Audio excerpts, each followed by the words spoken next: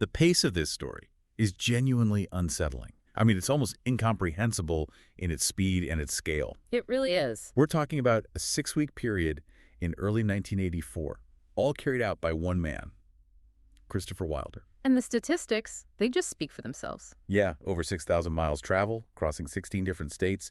It resulted in the abduction of at least 12 young women and girls and left, at least 8 confirmed murders in his wake. It was a criminal phenomenon, really, precisely because of that rapid cross-country movement.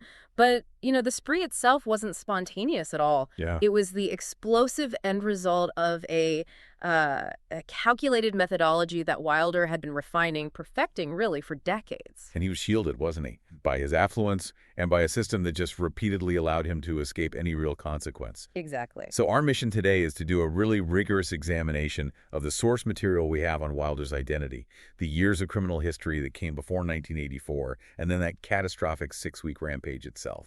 And the extensive list of unsolved cases, too, both in Australia and here in the U.S., where he is still the primary suspect. Right. And as we unpack all of this, you have to understand the dual nature of his predation.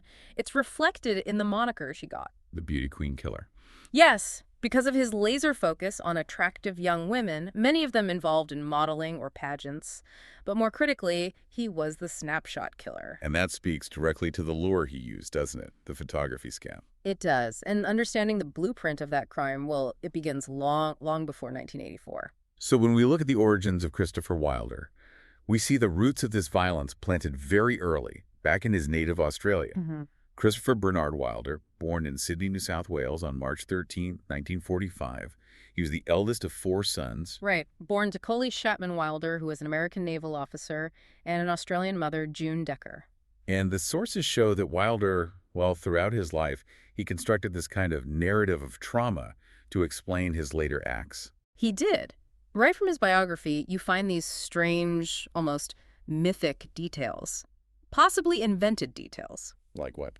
Well, claims that he nearly died at birth, followed by a story that he reportedly almost drowned in a swimming pool when he was only 2 years old.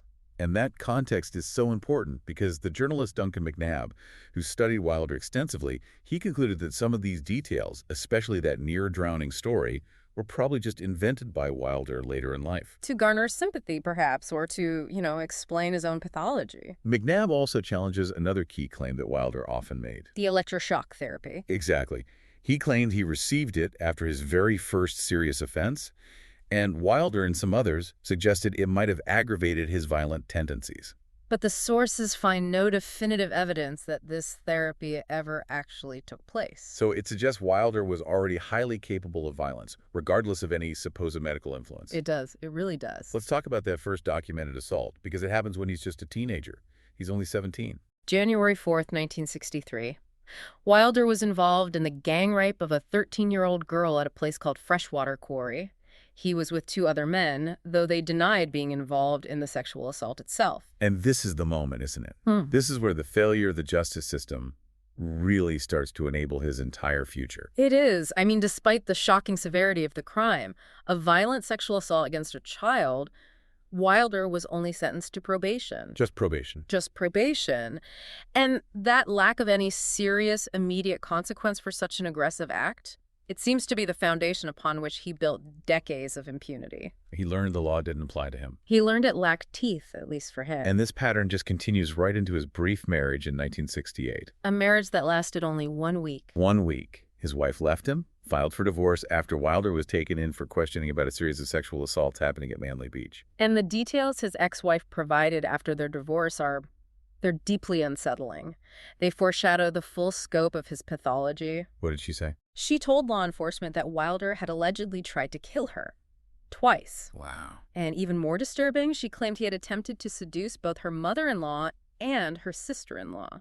Which just showcases this compulsive need for sexual control, for violation, even within the family. And then she revealed she'd found photographs, pictures of young women, often in their underwear, hidden in a briefcase in his car. So there it is, the photographic interest as a mechanism of control of predation. It establishes the framework for the snapshot killer long before he ever came to the U.S. And by November 1969, we see him actively using this photography lure for coercion. Right. He successfully extorted sex from an Australian student nurse using nude photos he had taken of her. And while she did complain to the police, the charges were ultimately dropped because she refused to testify in court. Another instance where he escapes accountability. Exactly. Not through innocence, but through the complicity of fear. The same year, 1969, Wilder emigrates to the United States. He brings this rapidly developing criminal methodology with him. He settles in Boynton Beach, Florida, in an affluent, upscale waterfront home.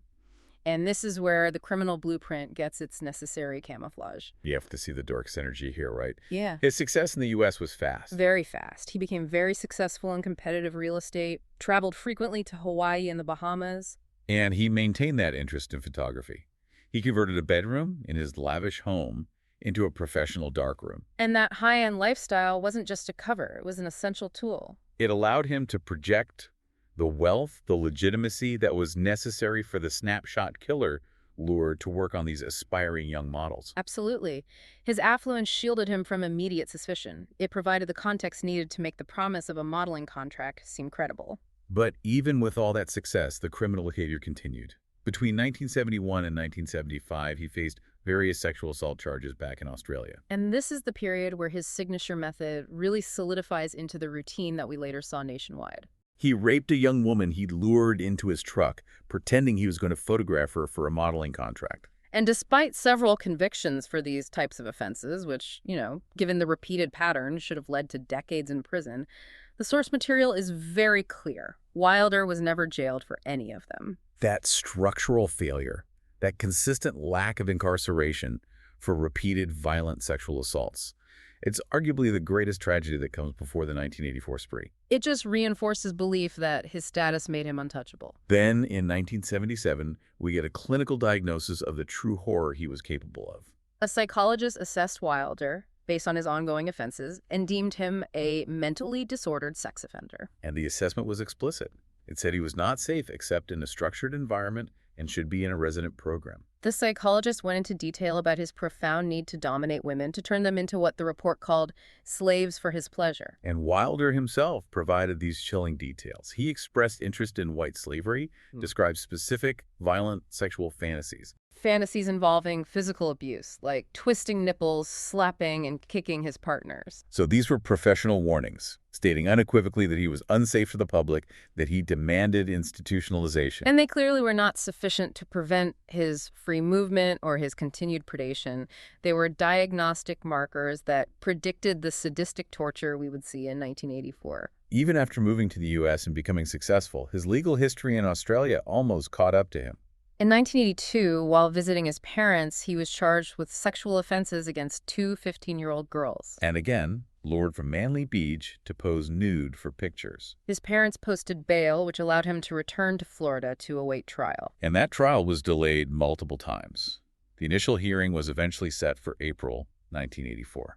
By which point, of course, Wilder was already dead. The case was never heard. It's just this pattern of escaping consequences. Bail, travel, legal delays. It was foundational to his criminal confidence. Absolutely. And then, just before the cross-country spree began, the geographical gap between his successful U.S. life and his criminal pathology, it completely closes. In 1983, two young girls, aged 10 and 12, identified Wilder from mugshots as the man who had abducted them in Boynton Beach. Very close to his home. Very close. He forced them to perform oral sex. And that 1983 incident really bridges the gap between his earlier localized crimes and the sudden, explosive national violence of 1984. He was operating right up to the edge of the rampage, seemingly with complete disregard for being captured. He felt secure in his history of escaping consequence. The stage was set for the violence to move from the local to the national. So we've established his MO, his deep pathology, and this confidence he had after years of escaping consequence.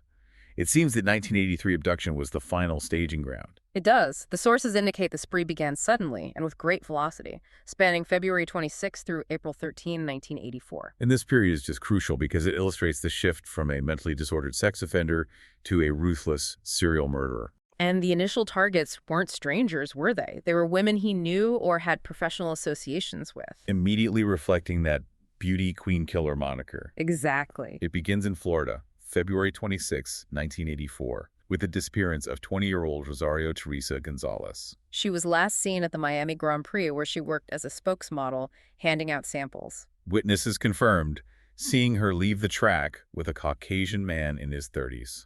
And the connection to Wilder is instant and strong. He was a race car driver who frequented the track. It gave him a natural cover and direct access to spokesmodels like Gonzalez. Her car was found nearby, parked near DuPont Plaza. This was a target taken from within his own social and professional sphere. And then just over a week later, on March 5, 23-year-old Elizabeth Ann Kenyon went missing. Kenyon was a former girlfriend, a Miss Florida finalist. She declined his marriage proposal, citing their age difference. She's believed to have been last seen with Wilder at a gas station near Miami. And, like Gonzalez, Kenyon was an aspiring model and pageant contestant. Her car was discovered 6 days later, abandoned at the Miami airport. It's a haunting detail that the remains of neither Gonzalez nor Kenyon have ever been found. He was starting the spree with victims close to his immediate orbit, confirming the danger inherent in his professional facade. But then the target profile widened. It shifted beyond his immediate contacts to random women in public spaces, Proving the lethality of his photography lure. Yes. On March 18th, he abducted 21-year-old Teresa Ann Ferguson from the Merritt Square Mall in Merritt Island, Florida. Ferguson represents the first confirmed murder of the spree, whose body was recovered. It marks that definite escalation to homicide. Wilder murdered her and dumped her body at a place called Canaveral Groves, where it was discovered just 5 days later on March 23. The sources show he was already displaying this ruthless efficiency in disposing of evidence, seeking out remote locations. He was. And what happened next represents, I think, the single most disturbing moment of this spree.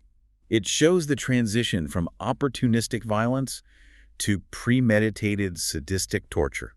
On March 20, he approached 19-year-old Linda Grover, an FSU student at the Governor Square Mall in Tallahassee, offered her a photography contract. When she declined, he assaulted her in the parking lot and forced her into his car. The premeditation here is just terrifying. He took Grover, tied her hands, wrapped her in a blanket, and transported her in the trunk of his car to the Glen Oaks Motel in Bainbridge, Georgia, Where he raped her. And this act wasn't just about sexual assault. It was about the domination and control that the 1977 psychological assessment had explicitly documented. He moved far past simple assault. Wilder subjected her to torture. He attempted to blind her using a blow dryer and superglue. And even more horrific, he attempted electrocution, applying copper wires to her feet to try to pass an electric current through her body. And this specific brutality aligns so chillingly with the psychologist's 1977 finding that Wilder fantasized about specific violent acts designed to subjugate women. The use of electricity, of chemical bondage? Yeah. It wasn't random panic? No, it was the physical manifestation of his long-held desire to dominate, to turn women into slaves for his pleasure.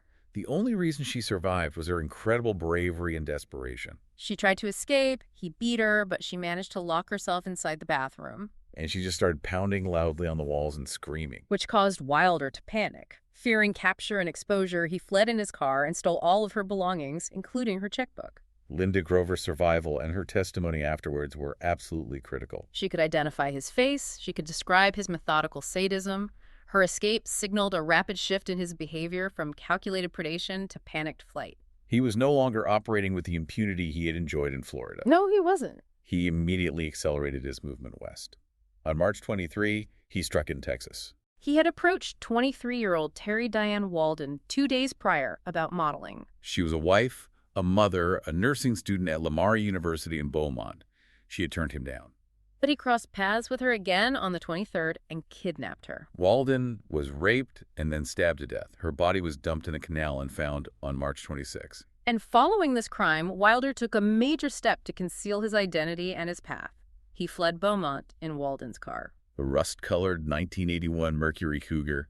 He ditched his own vehicle. He was actively creating a false trail to obscure his location from law enforcement who were just starting to connect the Florida cases. So the investigation was ramping up, fueled by Linda Grover's description, but Wilder was already several states ahead. The chase continued across the Midwest. On March 25, he abducted 21-year-old Suzanne Wendy Logan at the Penn Square Mall in Oklahoma City. Same pretense of modeling. Same pretense. And the ruthlessness of his travel and disposal is so evident here. He drove her 180 miles north to Newton, Kansas, where they checked into a motel room. And the next morning, March 26th, he drove another 90 miles northeast to Milford Reservoir near Junction City, Kansas. He stabbed her to death there and dumped her body under a cedar tree. This is a cold, efficient, multi-state operation. Abduction in Oklahoma, transport and an overnight stay in Kansas, and murder at a remote Kansas location, all within 24 hours. And by the end of March, he was heading toward the desert, racing to put maximum distance between himself and the escalating manhunt. On March 29th, 18-year-old Cheryl Lynn Bonaventura was taken captive in Grand Junction, Colorado. They were seen together at a diner in Silverton. They claimed they were heading for Las Vegas via Durango. The sources are meticulous about their travel. They were seen at the Four Corners Monument on March 30, then checked into the Page Boy Motel in Page, Arizona. Bonaventura was shot and stabbed to death around March 31st near Kanab Creek in Utah. And because of how remote the location was, her remains weren't discovered until May 3rd, long after the spree was over. The final victim, whose disappearance initiated the major national manhunt and gave law enforcement a face to match the vehicle description, was 17-year-old Michelle Lynn Korfman. An aspiring model. She disappeared on April 1st, 1984, from a 17 magazine cover model competition at the Meadows Mall in Las Vegas. And the location, a national modeling competition, it played directly into his established fascination with the beauty industry. Law enforcement was able to confirm Wilder was stalking Korfman at the competition. There was a crucial photograph taken that day. That image of Wilder solidified the link between the vehicle description, the MO, and the face of the killer. Korfman's body was discovered weeks later near a Southern California roadside rest stop on May 11. She was identified via dental x-rays in mid-June.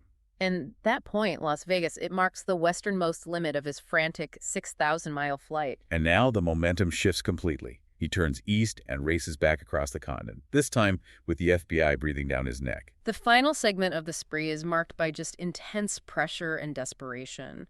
It forced Wilder to change his methods dramatically. He'd lost the luxury of time.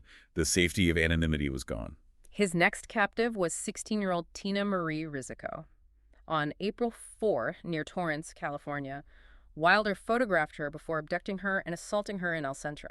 And Rizzico became this crucial and involuntary companion during his flight. The sources suggest that Wilder decided to keep her alive because he believed she could serve a practical purpose. They help him get other victims. Exactly.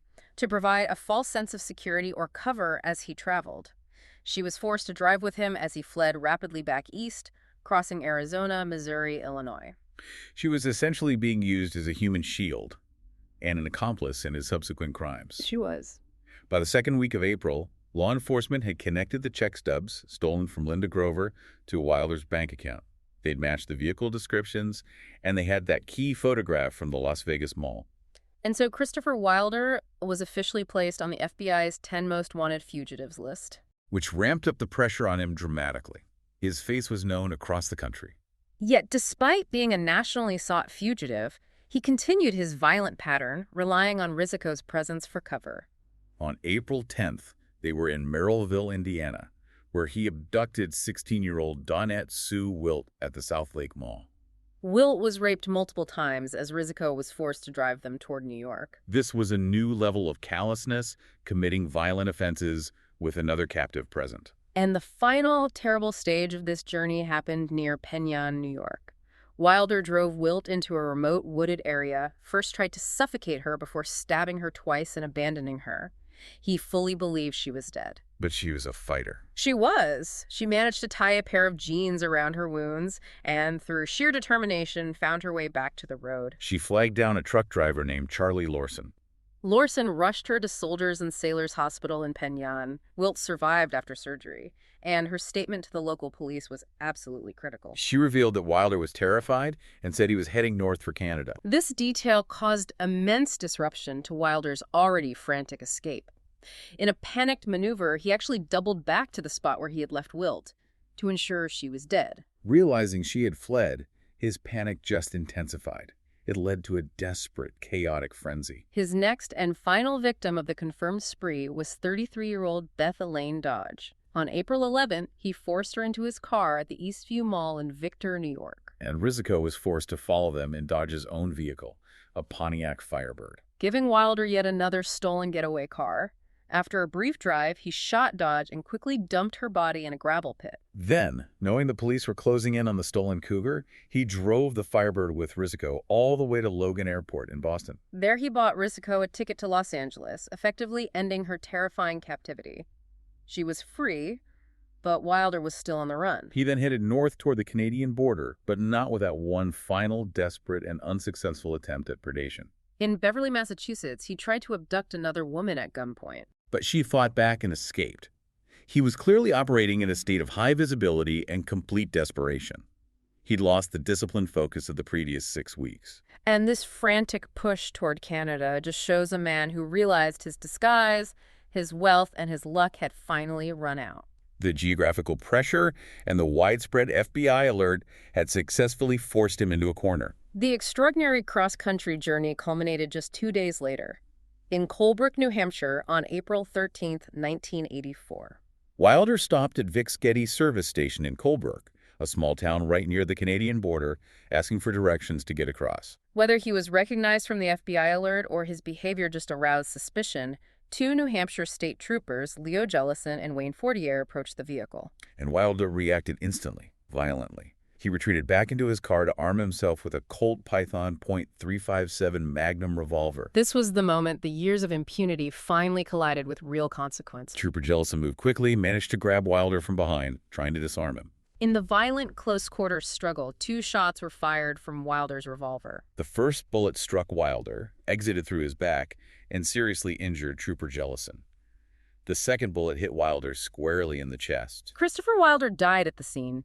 It concluded a 6-week spree that had terrorized the nation and claimed at least 8 confirmed lives. And Trooper Jellison, thankfully, though seriously wounded, recovered completely and returned to full duty. A small measure of victory for the law enforcement agencies involved. Investigators then meticulously cataloged his possessions, looking for clues about his victims, his state of mind. And a poignant and deeply symbolic detail was found among his belongings: a copy of the novel The Collector by John Fowles. That book tells the haunting story of a man who kidnaps a beautiful woman and holds her captive in his cellar until she dies. It reinforces the theme of dominance, of forced captivity, and the deliberate creation of a victim-slave dynamic that was so central to Wilder's twisted fantasies, as documented years earlier by the psychologist. It just confirms that the pathology informed the spree. It does. Financially, the aftermath was substantial, and maybe the final shocking detail of how successful his camouflage was.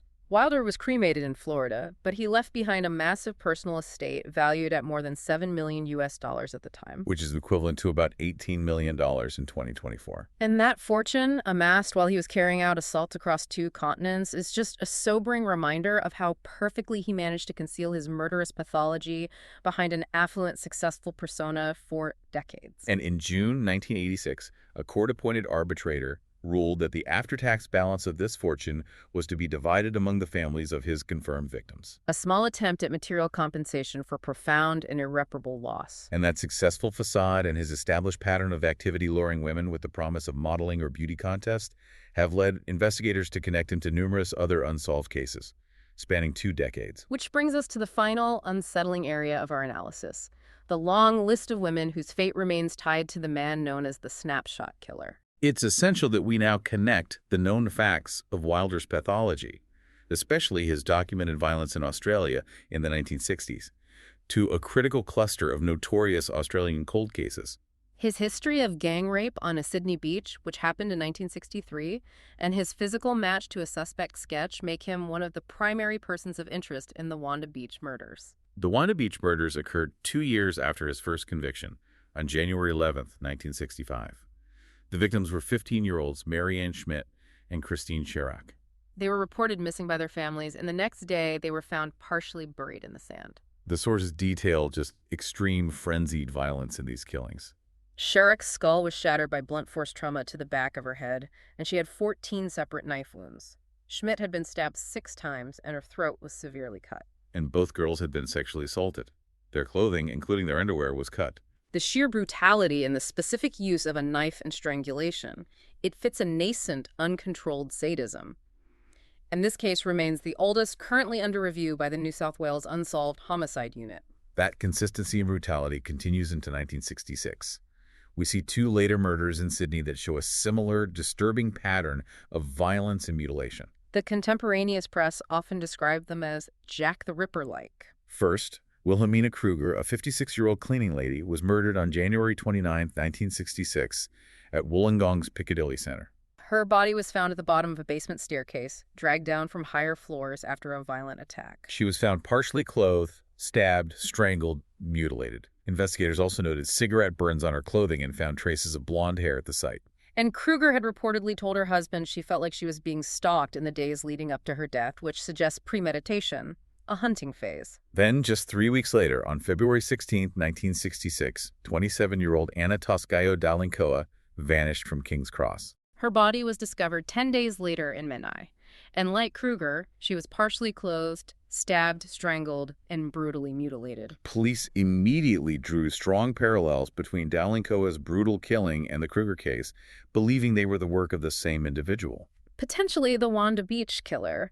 And the presence of Wilder in Sydney during this exact time frame, with his already documented violent sexual tendencies, places him firmly within the investigative frame for these horrific attacks. The methods of attack and disposal are just so similar. They are. Now, moving back to the United States, we can categorize the unsolved U.S. cases that link to Wilder into two compelling patterns. Okay. First, there's the New York link, where we see bodies found along his likely travel routes years before 1984. And second, the clustering of victims near his Florida property, which fits the modeling lore MO.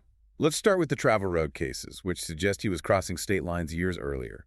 The case of Tammy Jo Alexander is highly compelling.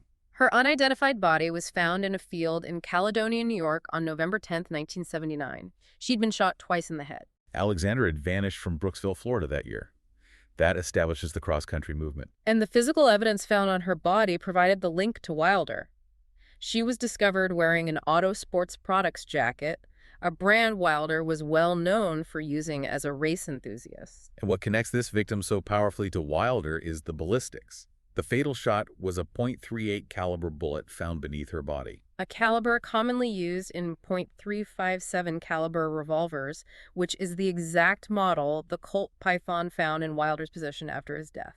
So while ballistic confirmation wasn't determined due to the limitations of the evidence, the connections in location, time, and specific objects are incredibly significant. They are, and the travel route link is solidified by the case of Sherry Lynn Ball, a 20-year-old aspiring model. She went missing from Boca Raton, Florida on June 27, 1983, after telling relatives she was pursuing a modeling career. And she was found badly decomposed in Shelby, New York in October 1983. This geographical convergence is striking because Shelby, New York is only 38 miles from where Tammy Jo Alexander was found. A New York State Police cold case investigator explicitly claimed that Ball's murder was entirely consistent with Wilder's method of operations, suggesting a cross-country predatory pattern was established and running parallel to his successful life long before the 6-week spree. Exactly. Now let's examine the Florida cases that cluster near his place of residence, showing a localized operation during his years of affluence. In 1981, 17-year-old Mary Opitz disappeared from the Edison Mall parking lot in Fort Myers. And another young woman who physically resembled Opitz, 18-year-old Mary Elizabeth Hare, disappeared from the same parking lot soon after. Hare's decomposed body was found months later, confirming foul play. She'd been stabbed in the back. Opitz is still missing. The proximity, the location, a retail environment, and the pattern of targeting attractive young women all align perfectly with Wilder's MO. And the concentration of bodies near Loxahatchee, Florida, which is notably close to property owned by Christopher Wilder, is highly suspicious. On May 29, 1982, skeletal remains were found in a shallow grave. These remains were identified in 2013 as 17-year-old Tina Marie Beebe. She vanished in 1981 after telling her sister a man had offered her a job as a model. The explicit snapshot killer, lure in action. And on December 19, 1982, the remains of 37-year-old Leona Jean Keller were discovered in thick bush near Loxahatchee.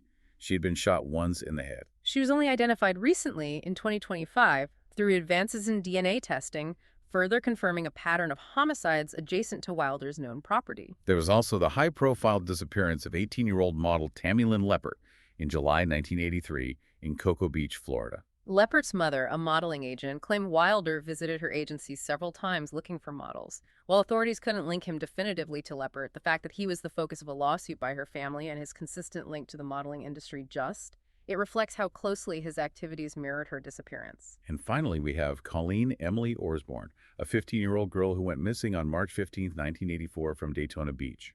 Right at the start of Wilder's official spree and very close to his March 13 birthday. Wilder was, in fact, staying at a motel in Daytona Beach on the very day she vanished. A classmate claimed a man resembling him offered her $100 to pose for pictures. Her disappearance fit his pattern perfectly, though direct evidence linking them was never found. Her body was eventually discovered partially buried in Orange County, Florida, and identified in 2011. It is important to maintain clarity, though, on the cases where the connection remains strong versus those that have been dismissed. Right. Investigators have since ruled out Wilder as a suspect in the murders of Lori Jane Kiersey and Melody Marie Gay, who were initially linked to the 1984 Florida spree. So what the total source material reveals is a meticulous, predatory lifestyle developed over 2 decades, utilizing professional success and wealth as a tool to cloak a profound and sadistic pathology. To synthesize what we've explored then, Christopher Wilder utilized photography as a professional lure to mask his violent intent. It was a technique he perfected starting in Australia in the 1960s. And his repeated evasion of serious punishment due to legal loopholes and his own affluence enabled an unprecedented 6,000-mile cross-country rampage in 1984. His crimes escalated swiftly from abduction to torture and murder, ending only when he was killed in a desperate confrontation with state troopers in New Hampshire. His confirmed victims were women connected to the beauty industry or abducted from shopping malls, but the trail of potential victims extends across 2 continents and 2 decades. We know the death toll of the spree, but the crucial structural insight from this material is the failure to stop him earlier. Given that he successfully accumulated a multi-million-dollar estate while carrying out these crimes, the final thought for reflection isn't just how many women fell victim to him, but whether his wealth, that high-end lifestyle and fortune, was truly the ultimate weapon that kept him shielded from justice for so long. Thanks for listening.